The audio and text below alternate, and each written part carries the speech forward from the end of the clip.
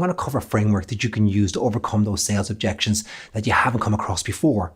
Now, this is a 4-step approach, and you would use after you've checked the objection is real. So the first one is listen to the objection.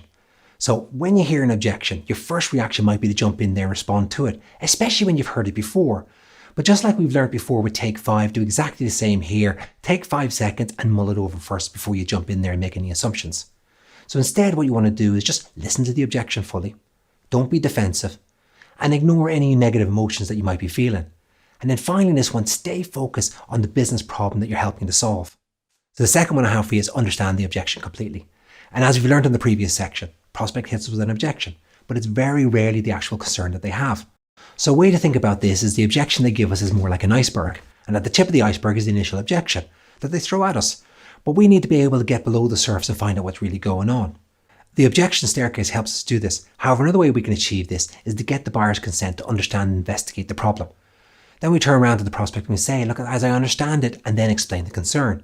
When you restate the objection, the customer may perceive the problem more clearly, allowing you to get closer to the underlying cause of the objection.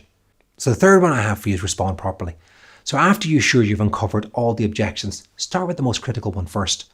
You'll find other problems may become less important to the buyer once you overcome the biggest roadblock to moving forward.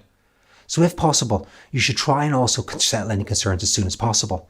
The better you are at resolving concerns in real time, the bigger chance you are of closing the deal. However, don't try and wing it. Customers will know that you're winging it, and this is a surefire way of losing the deal. And if you have to do further research to address a specific concern, then be honest about this and give a timeline on when you'll get back to them. And then finally, number 4, confirm you've satisfied the objection. So check to see if you've addressed all the buyer's concerns, and just because they're nodding along during your response doesn't really mean that they agree with everything you've said. So inquire if the buyer is satisfied with your solution, and if necessary, expand on it. And then don't try and compel a commitment from a buyer who isn't ready. However, don't take a lukewarm yes for an answer. Many buyers will accept the solution in the moment, but the objection will linger once you're out of sight or off the phone.